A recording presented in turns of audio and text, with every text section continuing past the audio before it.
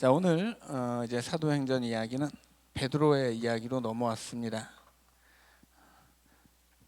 크게는 사도행전의 이야기는 예루살렘에서 시작을 하지요. 그리고 온 유대, 그리고 사마리아 땅 끝까지 가는 이제 복음의 여정을 담고 있습니다. 이제 사마리아까지는 한 거예요. 우리가 지난 시간까지 사마리아까지 복음이 전파되는 이야기를 다 했고, 그리고 땅 끝으로 복음이 전파되기 위해서 사도 바울이 준비되는 이야기를 나누었습니다. 그래서 사마리아까지만 하더라도 여기가 이제 유대 땅이죠. 유대 지역이에요. 그리고 여기는 이제 이방 지역이죠. 이 유대 지역에서 이방 지역으로 건너가는 것이 쉽지 않습니다. 그래서 이제 이 이방인의 지역에서 복음을 전할 사도 바울이 여기서 이제 준비가 되었습니다. 그런데 이 유대 땅에서 이방 땅으로 건너가는 것이 너무나 어려워요. 왜냐하면 유대인과 이방인 사이에는 건널 수 없는 강이 흐르고 있었기 때문이죠. 심지어 유대인의 율법에서는 이쪽이 유대인의 땅이면 건너편에 갔다 오잖아요. 그러면 이제 먼지가 묻었을 거 아니에요. 이방 땅의 먼지조차도 더러운 것이기 때문에 그 먼지를 털어버리게 되어 있었습니다. 이쪽 땅에 갔다 온 사람은 이 땅에 먼지 하나도 여기로 가져와서는 안 되는 거예요. 그게 유대인들의 법이었습니다. 그리고 만약에 이쪽 이방인 땅에 누군가가 유대인이 건너갔는데 그 이방인의 집에 들어간다거나 혹은 그 이방인과 같이 밥을 먹는다, 그러면 유대교에서 파문을 당합니다.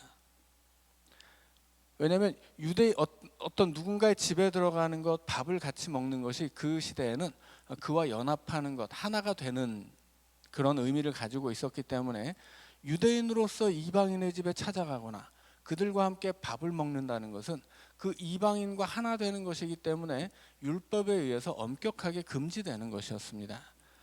그러니까 이 유대인들이 이방인 땅에 가는 것도 쉬운 일이 아니지만 심지어 복음을 들고 이방인의 땅에 돌아다니면서 여기서 누군가를 만나기도 하고 복음을 전하려면 이야기를 해야 되고 또 같이 먹기도 해야 되는데 이게 어려운 일이었다는 거죠. 그래서 정말 이 유대인과 이방인 사이에는 도저히 건널 수 없는 강이 있었던 거예요. 자, 그런데 더 거슬러 올라가면 유대인과 이방인뿐만이 아니라 사람과 하나님 사이에 건너갈 수 없는 강이 있었던 거죠. 자, 그것은 말하자면 죄의 강이에요. 자, 그런데 예수님이 오셔서 이 강과 이 강을, 이쪽에 사람이 있고 이쪽에 하나님이 있었다면 도저히 건널 수 없는 강이 있었는데 예수님이 다리가 되어 주셨죠. 예수님이 하나님과 사람을 이어주기 위해서 어떻게 하셨어요? 십자가에 죽으셨습니다. 십자가에 죽으려면 그보다 먼저 해야 되는 게 뭐냐면 사람으로 오셔야 돼요. 그래야 십자가에 죽죠. 그래서 예수님의 은혜라고 하는 것은 십자가에서 죽는 것뿐만이 아니라 예수님이 이 땅에 오신 그 성육신의 사건에서 시작합니다. 그래서 우리를 위한 구원의 사건은 예수 그리스도의 성육신에서 시작을 해요. 예수님이 사람이 되어 이 땅에 오시고, 그리고 우리가 이 강을 건너갈 수 있도록 십자가에서 다리가 되어 주셨죠. 예수님의 성육신이라는 건 뭐예요? 예수님이 말씀하신 것을 그대로 표현하면 자기 부인이에요. 예수님이 베드로와 제자들에게 말씀하셨죠. 누구든지 나를 따르려 하든 자기를 부인하고 자기 십자가를 져야 한다. 예수님을 따르는 길이 자기를 부인하고 자기 십자가를 지는 길이라면 예수님도 그 길로 가시기 때문에 그분을 따르는 사람도 그렇게 해야 되는 거죠. 예수님의 길 자체가 자기 부인과 십자가의 길이었어요. 자기 부인은 뭐예요?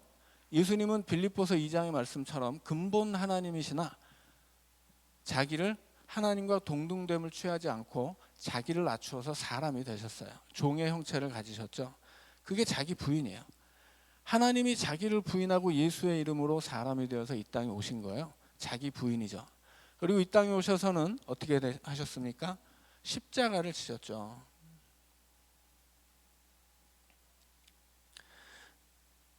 그래서 예수님의 자기 부인이 성육신이라면 십자가가 죽음이고, 이 두 가지가 거기에다 이제 그 부활까지 덧붙여서 그 세 가지가 우리를 위한 구원의 행위죠. 자, 그런데 예수님이 우리를 구원하기 위해서 그렇게 자기를 부인하고 십자가를 지신 것뿐만이 아니라 누구든지 이 강을 건널 수 없는 강을 건널 때는 자기 부인과 자기 십자가가 필요한 거예요. 그래서 사도행전에서 이제 복음이 도저히 건널 수 없을 것처럼 보였던 이 유대와 이방의 땅 사이에 놓여 있었던 이, 말하자면 이것은 뭐 도저히 건널 수 없는, 건널 수 없도록 만든 게 뭐였겠어요? 그들의 신앙뿐 아니라 그들의 역사거든요. 그들은, 이 유대인들은 이 가나안 땅에서 예수님이 이스라엘이 멸망당하는 날까지 한 700년 동안 그 이방인들의 지배를 받으면서 피지배 민족으로 살았습니다. 그러니까 그들의 신앙뿐 아니라 그 엄청난 그 피해를 받은 역사가 도저히 이방인과 이렇게 친해질 수 없도록 만든 거예요. 그들의 신앙이 이방인과의 만남을 금지한다면 또 그들의 역사가 그 이방인을 미워하게 만들었겠죠. 이걸 건너려면 어떻게 해야 돼요? 자기를 부인할 수 있어야 되고 그 강을 건너기 위한 십자가를 져야 합니다. 오늘 이 베드로의 이야기는 바로 그런 얘기예요. 그런데 베드로만 그런 게 아니에요. 이 다리는 베드로 혼자 놀 수 있는 다리가 아니거든요. 베드로가 이방인을 향해서 이제 나아가고 있잖아요. 이방인 쪽에서도 유대인을 향해서 나와서 만나야 다리가 완성됩니다. 그래서 이 한쪽에 베드로가 있다면 이 반대쪽에는 고넬료가 있습니다. 그래서 오늘 나온 베드로의 이야기는 10장으로 넘어가면 고넬료의 이야기로 이제 바뀌고 베드로와 고넬료가 만나게 되죠.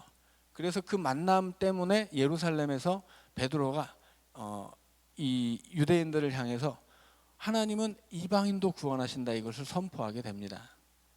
네, 그래서 오늘 우리가 함께 읽은 본문은 베드로의 이야기이지만 이것이 이방인을 향해 나가는 복음의 어떤 다리 역할을 한다면 베드로뿐만이 아니라 이방인 쪽에서도 이방인임에도 불구하고 구제를 많이 하고 하나님을 두려워했던 고넬료라고 하는 사람이 유대인을 향해 다가와서 이 두 사람의 만남을 통해서 이제 이 복음이 유대에서 이방으로 넘어가는 다리가 만들어진다라고 하는 것을 이해하시고 오늘 본문의 말씀을 살펴보겠습니다.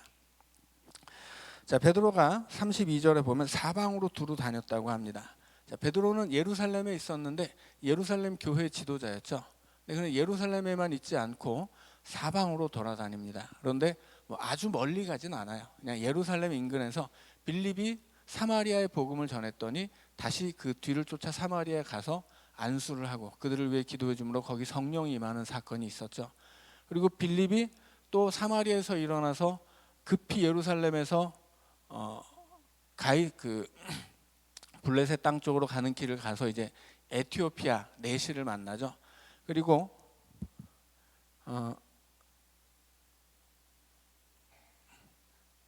여기가 이제 예루살렘이라면 뭐 이쯤이 사마리아고 여기가 이제 가이사랴입니다. 가이사랴는 빌립의 집이 있는 곳이에요. 그래서 빌립의 본래 목적지는 가이사랴입니다. 예루살렘에서 이제 흩어진 성도들 중에 빌립이 예루살렘을 떠나서 사마리아에 들렸다가 이제 가이사랴로 가려고 했던 거죠. 근데 성령이 그를 이끌어서 다시 여기서 이 사마리아에서 이렇게 이끌어서 이쪽으로 가게 합니다. 이쪽으로 가서 그 에티오피아로 향하는 내시를 만나게 하신 거죠. 이 내시를 만나야 하는 이유가 무엇이겠어요? 우리는 뭐 사도행전에는 나오지 않지만 인류의 역사상 기독교를 가장 먼저 국교로 삼은 국가가 에티오피아라고 말씀드렸죠. 그 에티오피아에 복음이 전해질 수 있는 다리 역할을 한 것이 바로 이 내시일 거예요. 그리고 그 내시에게 복음을 전한 사람이 빌립입니다. 그래서 성령이 사마리아에서 부흥의 역사가 일어나고 있는데 그 부흥의 역사 현장에서 빌립을 끄집어내서 너는 다른 사람에게 가라. 사마리아라고 하는 엄청난 도시에서 수많은 사람들을 향해 복음을 선포하던 빌립이었겠지만 그를 일으켜서 단 한 사람에게 보내는 거예요. 왜냐하면 그 단 하나의 열매가 더 많은 열매로 결실될 수 있기 때문이죠. 그러니 하나님의 역사라고 하는 것은 모르는 거예요. 우리가 어떤 큰 결과를 만들어야만 그것이 하나님의 역사가 아니라 어떤 작은 일 하나도 하나님의 역사가 일어나면 그것이 우리 눈엔 작아 보이고 우리에겐 아주 작은 봉사일지라도 그것이 큰 열매로 거두어질 수 있다는 것입니다. 그래서 이 빌립이 여기서 이제 에티오피아 내시에게 복음을 전하고 다시 가이사랴로 가죠. 그 와중에 가는 곳마다 복음을 전했다고 합니다. 그래서 빌립이 복음을 전했음직한 마을이 여기도 있고 여기도 있는데 그것이 루다이고 요빠예요. 그러니까 지금 베드로가 가고 있는 동네는 빌립의 뒤를 쫓아서 지금 가고 있다는 이야기예요. 빌립이 처음에 사마리아로 가서 부흥의 역사를 일으켰더니 베드로가 그 사마리아에 가서 빌립의 뒤를 이어받아서 복음을 전하고, 또 빌립이 가이사랴로 가는 길에 이 해변 마을에 복음을 전했더니 또 베드로가 그 마을들에 찾아가서 또 그 마을들을 위로하고 거기 세워진 교회와 거기 살고 있는 성도들을 권면하는 사건들입니다. 자, 그래서 이 베드로가 지금 첫 번째 도착한 곳은 이쯤에 이제 루다라고 하는 곳이에요. 이 루다에는 처음에 루다에서 있었던 일은 아주 단순하죠. 애니아라고 하는 사람을 만났는데 중풍병자를 만나서 고쳐주었습니다. 자, 그래서 애니아를 향해서 일어나 네 자리를 정돈하라 그렇게 이야기합니다. 두 번째 사건은 요바로 가서 죽은 사람을 살리는 거죠.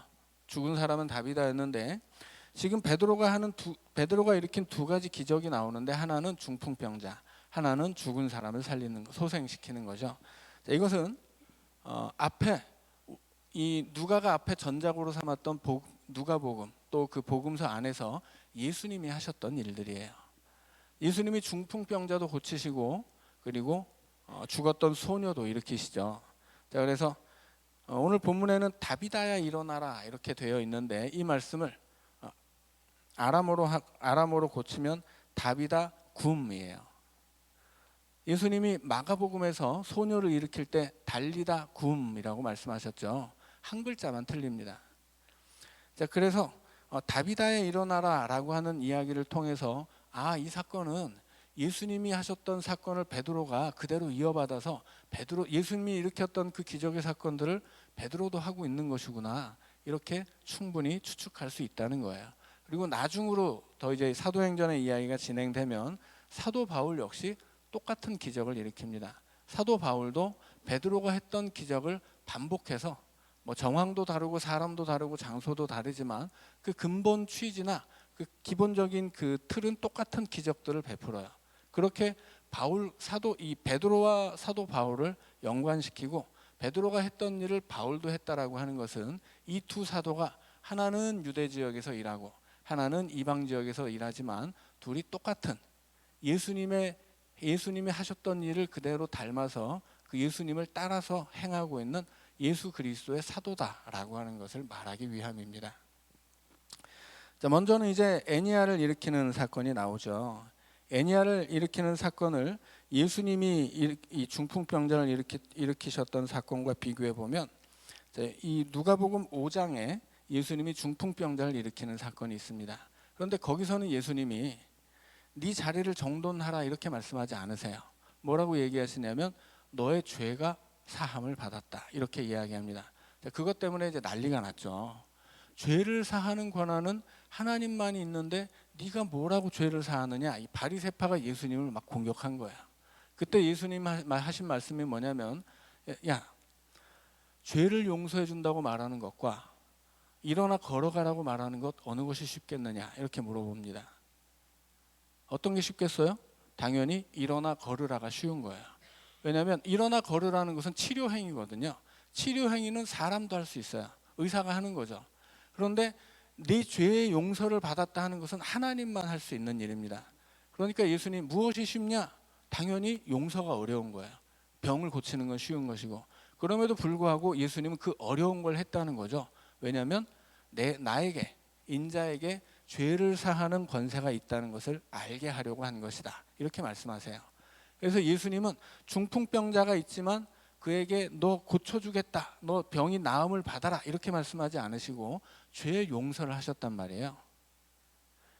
그러나 죄의 용서를 받은 그가 일어나죠. 병을 떨치고 일어나요. 왜 그러냐면 말씀드린 것처럼 그 시대의 사람들은 질병을 의학적으로 판단하지 않습니다. 그 시대에는 모든 질병을 신앙적으로 판단해요. 병이 들었다 그러면 그가 뭔가 죄를 지었다고 생각을 했던 거예요. 왜냐하면 그 시대 유대인들은 너무나 그 보응 사상이 철저했기 때문에 병 들었다거나 가난하다거나 사고를 당했다거나 이런 것들은 다 죄를 지어서 하나님의 심판을 받았다고 생각을 했습니다. 그래서 예수님이 제자들과 지나갈 때 어떤 소경을 봤을 때도 제자들이 예수님, 저 소경은 도대체 무슨 죄를 졌길래 저렇게 됐습니까? 이렇게 묻죠. 그것이 그 자신의 죄입니까? 부모의 죄입니까? 이렇게도 물어요. 자, 그런데 예수님은 그것이 아니라고 말씀하시죠. 자, 그래서 예수님이 죄사함을 하셨지만 그가 그 죄사함을 통해서 질병이 나은 것은 그 질병이 죄악의 권세로부터 온 것이기 때문이에요. 그래서 예수님이 하나님의 말씀을 하나님 나라를 선포하시고 수많은 기적의 사건들을 일으키셨는데 그것은 치료가 아니었다라고 하는 거죠. 그것은 단순히 의학적인 치료가 아니에요. 그것은 죄악의 권세에 사로잡혀 있었던 사람들이 그 죄악의 권세 때문에 병도 들고 귀신도 들고 가난해지기도 하는 것인데 그 죄와 사망의 권세를 쫓아내고 하나님 나라를 그들의 삶에 세우신 사건이에요. 그래서 기적이라고 하는 것은 그 기적의 사건을 오해하면 어떤 치료의 능력을 받아서 병자를 고쳐주는 것으로 오해할 수 있는데 성경의 기적은 절대 그런 게 아니에요. 그래서 만약에 오늘날에도 어떤 사람이 내가 무슨 하나님이 주신 능력으로 병자를 고치겠다 이렇게 얘기하면 성경을 완전히 오해한 사람들입니다. 성경은 그 치료 얘기를 한 게 아니거든요. 예수님의 이 치료의 역사들은 하나님 나라를 선포하고 그 하나님 나라가 이 땅에 임한 증거로서 마귀가 쫓겨나가기 때문에 그 마귀가 가져왔던 그 모든 육신의 질병과 사람의 고통들이 사라졌다는 것을 보여주는 것입니다. 자, 그런데 그렇다면 이 성경 안에서 애니아의 질병도 마찬가지죠. 예수님이었다면 이 애니아에게 죄사함을 먼저 주셨을 수도 있어요. 그런데 베드로는 내 자리를 정돈하라고 이야기하죠. 이것은 예수님이 누가복음 5장에서 중풍병자를 일으키신 다음에 그 중풍병자에게 해주셨던 이야기입니다. 네 자리를 들고 가라 말씀하셨거든요. 그럼 베드로는 왜 예수님을 따라서 중풍병자를 고침에도 불구하고 예수님처럼 네 죄사함을 받았다 말하지 않을까요? 당연히 베드로에게는 죄사함의 권세가 없기 때문이죠. 죄사함의 권세는 오직 예수 그리스도에게만 있는 거예요. 예수님만이 우리의 죄를 사할 수 있는 것이기 때문에 베드로는 그 예수 그리스도의 권세를 힘입어서 병을 고쳐줄 수는 있지만 죄를 사해줄 수는 없어요. 그렇기 때문에 이 중풍병자에게 네 자리를 정돈하라 그렇게 이야기하고 이것이 자신에게 주어진 병자를 고치는 고유한 능력이 아니기 때문에 34절에서 애니아야 예수 그리스도께서 너를 낫게 하시니 이렇게 말하는 거예요. 애니아가 일어나는 것은 베드로의 능력이 아니라는 거죠. 그것은 예수님의 능력이에요. 그래서 베드로는 중풍병자를 고치는 사람이지만 그것은 베드로에게 능력이 있는 것이 아니라 그가 믿는 예수 그리스도에게 능력이 있는 것이고 그 예수의 이름으로 베드로가 성전 안에서 앉은뱅이도 일으켰던 것이고 예수의 이름으로 애니아를 일으키는 거죠. 자, 그렇다면 이 기적의 사건에서 베드로의 이름이 드러날 수는 없어요. 그래서는 안 되는 거죠. 그러니까는 우리가 어떤 예수의 이름으로 행해야 하는 예수의 이름으로만 일어날 수 있는 어떤 놀라운 하나님의 일이 있다면 거기서 사람의 이름이 드러나면 안 되는 거죠. 그래서 베드로는 예수 그리스도께서 너를 낫게 하신다. 그래서 예수의 이름으로 그를 일으킵니다. 자, 이것이 이제 뒤로 넘어가서 이 다비다 사건으로 가면 더 명확해져요. 베드로는 절대로 자기 이름을 드러내지 않습니다. 나중에 사도 바울도 마찬가지예요. 사도 바울이 그 바나바와 함께 전도 여행을 가다가 마치 베드로가 병자들을 막 고친 것처럼 막 병자들 앉은뱅이를 일으켰죠. 베드로가 이제 예루살렘 성전 앞에서 요한 사도와 함께 앉은뱅이를 일으켰잖아요. 바울과 바나바도 전도 여행을 하다가 앉은뱅이를 일으켰어요. 그때 그것을 본 이방인들이 야, 우리 동네 제우스와 헤르메스가 나타나셨다고 막 이 사람들을 신처럼 숭배하려고 하거든요. 그때 이 바울과 바나바가 자기 옷을 찢으면서 우리는 사람이니 절대로 우리를 섬기지 말라고 막 소리를 질러요. 예수의 이름으로 복음을 전하고 예수의 이름으로 기적을 일으키고 예수의 이름으로 하나님의 역사가 나타나는데 거기서 바울이 드러나고 거기서 바나바가 드러나면 어떻게 되는 거예요? 그럼 이거는 망하는 거예요. 그래서는 안 되기 때문에 그런 경우에 이 사도들은 정말 막 너무 당황하고 놀라워서 소리를 지르면서 절대로 우리를 높이지 말라고, 우리는 그냥 사람에 지나지 않는다고 그렇게 이야기합니다. 네, 그것이 이제 그런 태도들이 우리가 배워야 하는 태도죠. 왜냐하면 사람이 높아지는 곳에서는 절대 하나님은 높아질 수 없기 때문이에요. 내 이름이 드러나면 하나님의 이름은 감추어질 수밖에 없죠. 자, 그래서 그렇게 베드로는 명확하게 애니아를 일으키는 것, 이 8년이나 된 중풍병자를 일으키는 것이 오직 예수 그리스도의 능력이라는 것을 분명히 밝힙니다. 예수 그리스도가 너를 일으키는 것이다. 자, 그리고서 이제 36절로 가면 욥바로 넘어가죠. 자, 욥바라는 곳은 이 해변 마을입니다. 자, 해변 마을인데 욥바라는 해변 마을은 이 욥바라는 말 자체가 아름답다라는 뜻이에요. 아름다운 마을에 여제자가 하나 있었는데 그의 이름이 다비다인데 또 다른 말로 하면 도르가예요. 다비다라고 하는 말이든 도르가라고 하는 말이든 뭐 하나는 헬라어고 하나는 아람어인데 다 사슴이라는 뜻입니다. 이 동네에는 뭐 우리나라에 사는 사슴은 없겠죠. 이 동네에 사는 사슴은 가젤이에요. 네, 뭐 같은 종류죠. 사슴과죠 뭐. 이 사슴이든 가젤이든 공통점이 있는데 사람을 사슴 같다라고 말할 때 그 이유는 눈이 크다는 뜻이에요. 그러니까 가젤이 눈이 막 엄청 크죠. 그리고 눈에 이렇게 막 줄도 쳐 있고 그러잖아요. 그래서 짐승 중에서 눈이 굉장히 크고 예쁜 짐승이 사슴이에요. 그래서 어떤 여인을 향해서 사슴 같다라고 말하는 것은 굉장히 예쁘다, 아름답다라는 뜻입니다. 근데 다비다가 그런 여인이었던 거죠. 다비다가 굉장히 아름다운 여인이었어요. 왜 아름다웠냐? 그 여인의 눈은 사슴과 같거든요. 자, 그런데 우리가 생각해야 하는 것은 그럼 성경이 지금 여기서 인물평을 하느냐라고 하는 거죠. 그렇지 않죠. 성경은 인물평을 하지 않습니다. 성경은 하나님의 말씀만 적기에도 지금 시간이 없기 때문에 중요한 것만 적어요. 뭐 누가 뭐 예쁘다, 뭐 도르가가 뭐 눈이 예뻤다 이딴 얘기는 할 필요가 없는 거예요. 그러니까 이 다비다라고 하는 여인, 뭐 다비다든 도르가든 다비다라고 하는 여인이 눈이 예뻤다. 그래서 그 여인이 너무 아름다워서 이름을 다비다라고 했다. 이렇게 생각하면 안 된다는 거죠. 여기서 눈이 예쁘다고 하는 건 뭐겠어요? 인물평이 아니고 신앙적인 차원에서 그 여인에 대한 평가예요. 자, 그렇다면 이제 우리는 이 다비다라고 하는 여인의 눈이 도대체 어떻게 신앙적으로 아름다웠는지를 봐야 되는 거죠. 근데 뭐 본문을 읽어보면 뭐 너무나 명확해요. 이 도르가가 죽었는데 이 도르가의 죽음을 슬퍼하는 그 마을의 여인들이 엄청 많습니다. 특히나 과부들이 많았다고 그래요. 그 마을의 모든 과부들이 이 다비다의 죽음을 받아들이지 못하고 다 울고 있는데 베드로를 불러놓고 뭐 어떻게 합니까? 이 다비다가 자기들에게 지어준 옷을 보여줘요. 그러니까 이 다비다라고 하는 여인은 그 마을에 그렇게 과부를 돌보는 사람이었다라고 하는 거예요. 그렇다면 다비다라고 하는 사람이 사슴의 눈을 가지고 있어서 아름다웠다면 그 여인의 눈의 아름다움은 어디에 있는 거예요? 눈 자체에 있는 게, 눈이 그렇게 예쁘게 생겼다 이게 아니죠.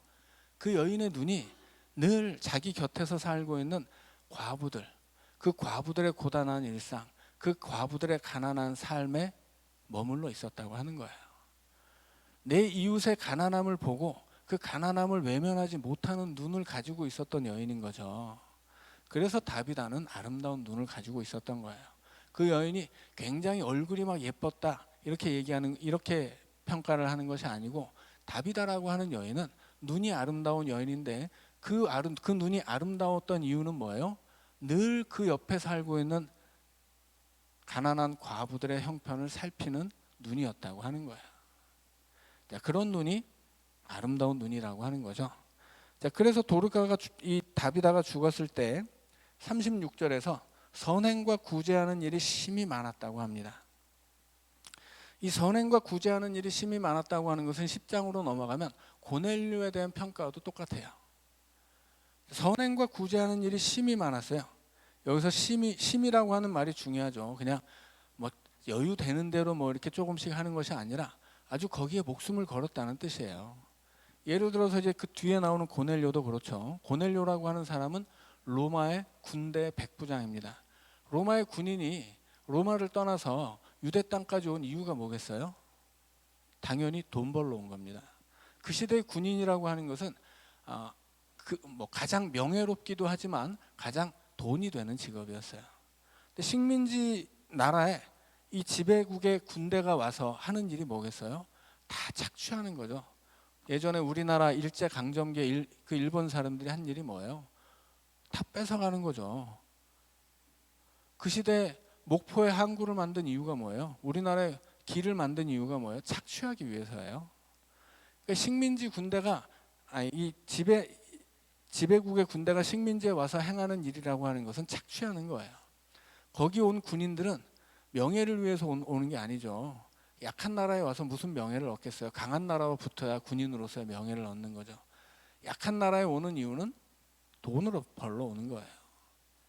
그런데 이 로마 군대의 백부장임에도 불구하고 선행과 구제하는 일이 많습니다. 유대인들을 착취하러 온 이 로마의 군대 장교가 오히려 유대인들을 도왔다고 하는 거죠. 자기 고향을 떠나서 이 먼 나라 이 산골 어디 구석까지 찾아온 이 사람의 인생이라고 하는 것이 하나님을 경외하기 때문에 그렇게 완전히 뒤바뀐 거예요. 그렇게 있을 수 없는 일을 하는 사람들, 그 시대에 도르가라고 하는 여인들에게는 그 시대에는 경제권이 없거든요. 그럼에도 불구하고 그 마을에 과부들을 다 돌보는 사람이 도르가였다면 이 여인은 정말 어쩌면 자기 먹을 것도 없이 그렇게 남을 도왔을지도 몰라요. 여튼 그렇게 선행과 구제하는 일이 심히 많은 여인이었는데 이 여인이 병들어 죽게 됩니다. 그래서 시체를 씻고 다락에 누였다고 그래요. 자, 시체를 씻어 다락에 누이는 이유가 뭘까요? 이것은 베드로를 불러오기 위함입니다. 원래는 정상적인 경우라면 유대인들은 사람이 죽으면 바로 당일에 무덤에 안치를 합니다. 왜냐하면 그 나라는 날씨가 너무 덥기 때문에 이 시신이 빨리 부패하거든요. 그래서 이 사람들은 장례를 치르면 일주일 정도 치르게 되는데 첫날 무조건 사람을 무덤에 넣어야 돼요. 이렇게 우리나라 뭐 어디 병원에 냉동고가 있어서 거기 시신을 모셔둘 수 있는 그런 데가 아니기 때문이죠. 사람이 죽으면 무조건 무덤에 넣고 시작하는 거예요. 하루 안에 반드시 무덤에 넣어야 됩니다. 그리고 무덤에 넣으면 이제 기름을 바른 이유는 빨리 부패하기 때문이에요. 빨리 부패하는데 장례는 일주일 동안 치러야 되거든요. 그래서 부패하는 시신에서 썩는 냄새가 나지 않도록 향유를 바릅니다. 기름을 발라야 돼요. 이게 일반적인 이 유대인들의 장례 문화거든요. 그런데 지금 일반적인 장례 절차를 따르지 않는 거예요. 이 사람들은 시신을 씻고 나서 기름을 발라야 되는데 기름 바르지 않습니다. 그리고 무덤에 안치해야 되는데 다락에 놨어요.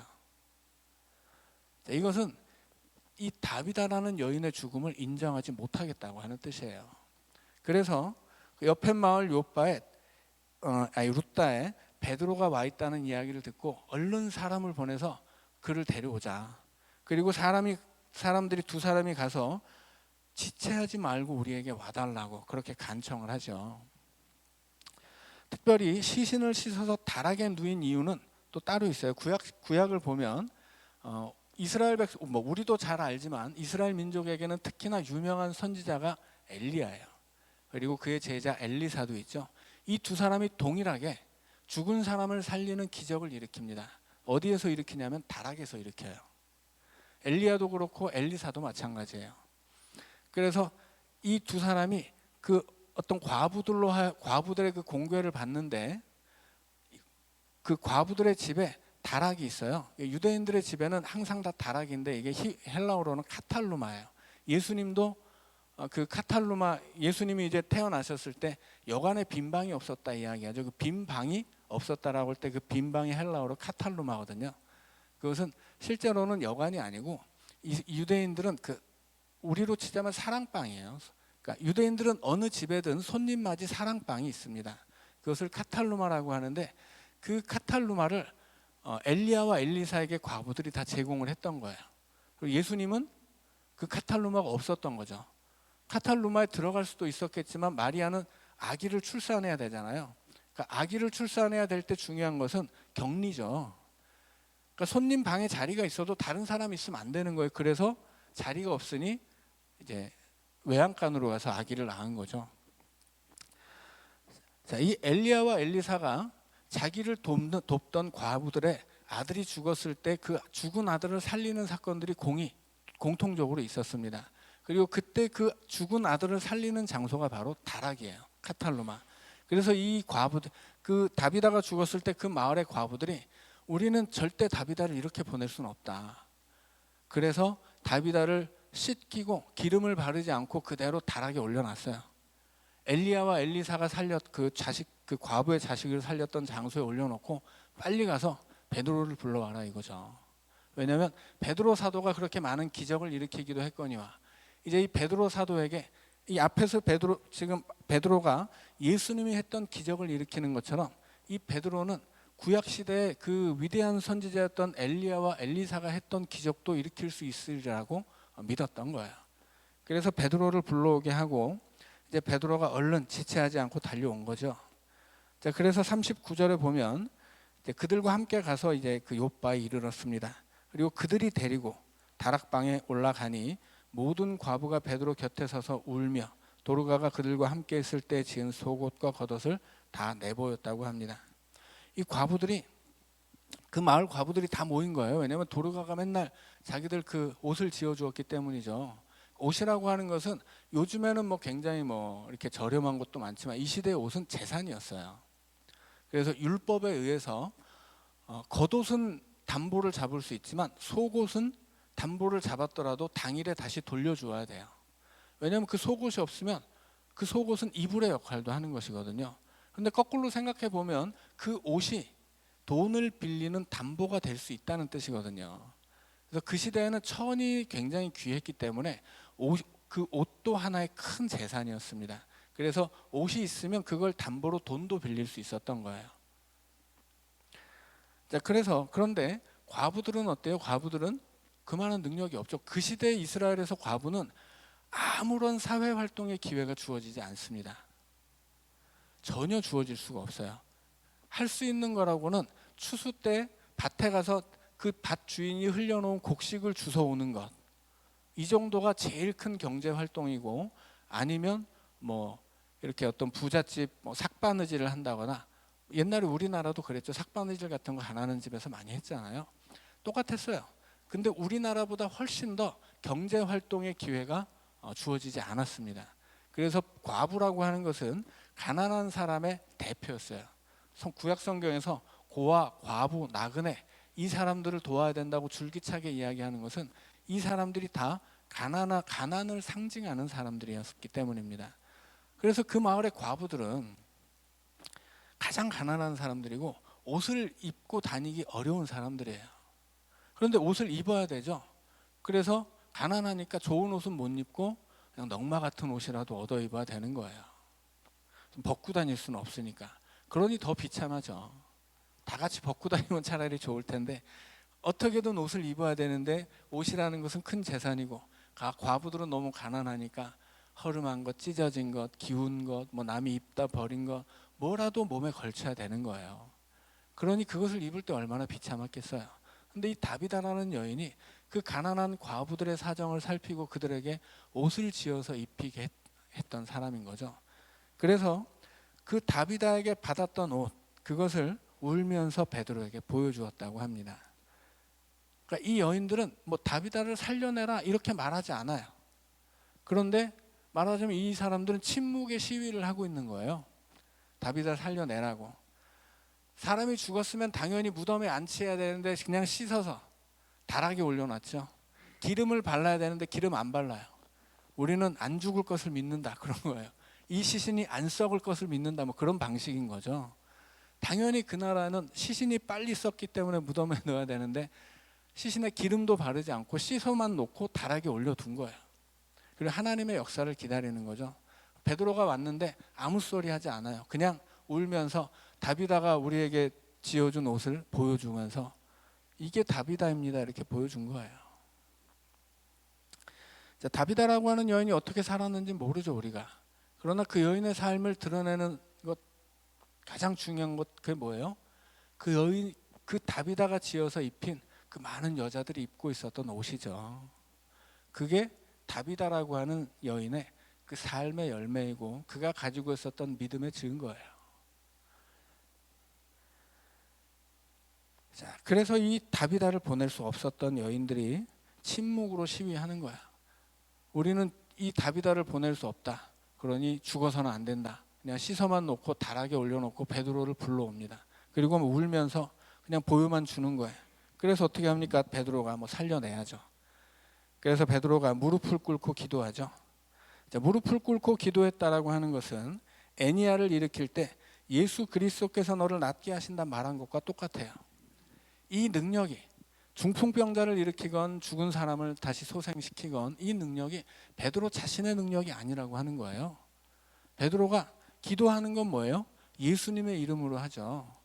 안진뱅이를 일으킬 때도 예수의 이름으로 일어나라고 명령하잖아요. 여기서 기도를 하는 건 역시 다비다를 일으킬 때 예수 그리스도의 능력으로 그를 소생시킨다고 하는 것을 보여주는 것입니다. 그래서 예수 그리스도를 무릎을 꿇고 기도하고 시체를 향하여 다비다야 일어나라, 다비다 굼이라고 이야기합니다. 예수님이 하신 말씀에서 딱 한 글자만 틀려요. 이것은 예수님이 하셨던 일을 그의 사도된 베드로가 할 수 있다, 하고 있다. 그리고 그것은 사도가 된 베드로의 능력이 아니라 그를 사도 되게 해준 예수 그리스도의 능력이다. 이것을 명확하게 알려주는 것입니다. 그리고 이제 다비다가 일어났어요. 난리가 났죠. 베드로가 손을 내밀어 일으키고 성도들과 과부들을 불러들여 그가 살아난 것을 보이니 온 요파 사람이 알고 많은 사람이 주를 믿게 되었다. 이게 결론이에요. 자, 그런데 여기서 이야기가 끝나지 않죠. 여기서 이야기는 베드로가 그 다음에 무두장이 시몬의 집으로 갔다라고 하는 것에서 끝납니다. 자, 지금 요빠라고 하는 마을에서 베드로가 그 앞에 루다에서 중풍병자를 일으킨 것도 대단히 큰 기적이에요. 그 시절에 중풍병자만 해도 불치병이에요. 중풍병을 낫게 했으면 대단한 기적인데 이번에 죽은 사람도 소생시켰잖아요. 이걸 보고 온 마을 사람들이 막 다 난리가 난 거죠. 그래서 와, 이런 일이 있을 수 있느냐 해서 다 같이 예수를 믿게 되었어요. 자, 그런데 그때 베드로는 어떻게 합니까? 그때 베드로는 이 요빠라고 하는 마을에서 죽은 사람을 일으켰고 그 다비다가 살아나기를 그렇게 바라고 베드로를 불러왔던 그 많은 과부들이 얼마나 기뻐하면서 얼마나 베드로를 존경했겠어요. 이렇게 훌륭한 분이 다 계시냐고, 이분이 혹시 예수님 아니냐고 했겠죠.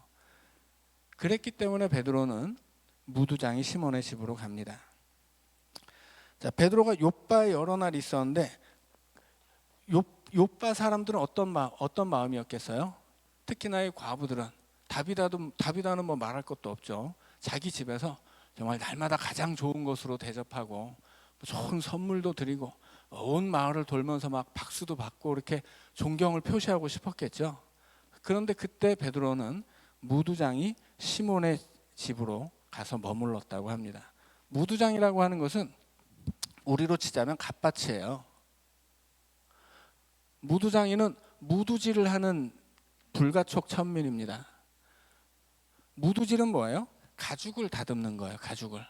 근데 우리나라에도 천민, 옛날에 이제 그 천민들이 있는데 천민들 중에서도 가장 그 밑에 천민들은 접촉 자체를 하지 않아야 하기 때문에 불가촉 천민이라고 했는데 우리나라뿐 아니라 이 시대 중세까지도 세계 전체에서 무두질을 하는 천민들은 다 어느 나라에서든 다 불가촉 천민이에요. 왜냐하면 무두질, 가죽을 다듬는 무두질을 요즘에는 이렇게 약품 처리를 하겠지만 옛날에는 암모니아로 했거든요. 암모니아가 어디에서 만들어지겠어요? 오줌으로 만들어요, 암모니아를. 그래서 이 무두장이들은 중세 때까지도 무두장이들이 가죽을 다듬는 방법은 자기가 살고 있는 마을을 돌면서 오줌을 수거해가지고 그거를 썩혀요.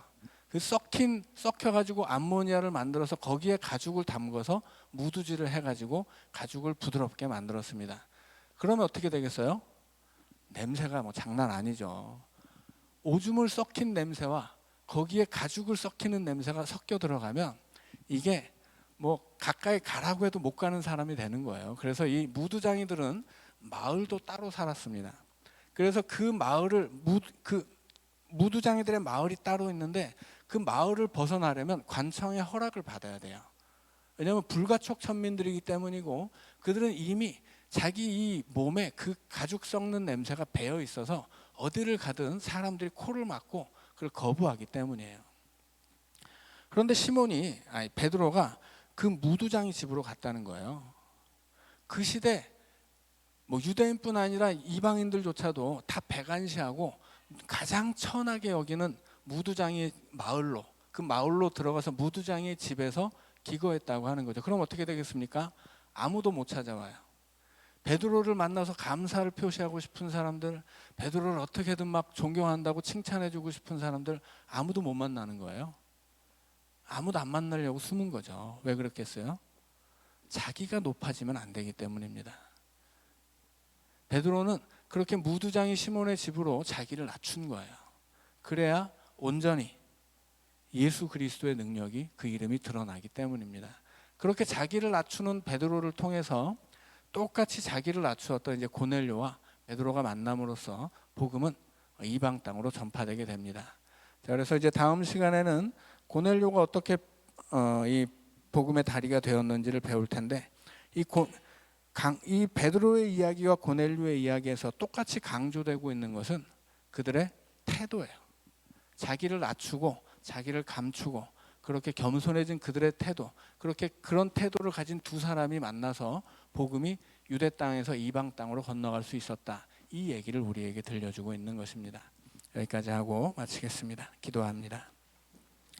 사랑의 주님, 베드로가 위대한 일을 했지만 그것은 오직 주님의 능력이고 그를 통해 오직 주님의 이름이 드러나야 했기에 베드로가 그렇게 스스로를 낮추고 자신의 능력이 어디에서 왔던 것인지를 사람들에게 명확하게 알리며 자신을 드러내지 않고 자랑하지 않았음을 우리가 잘 배우게 하여 주옵소서.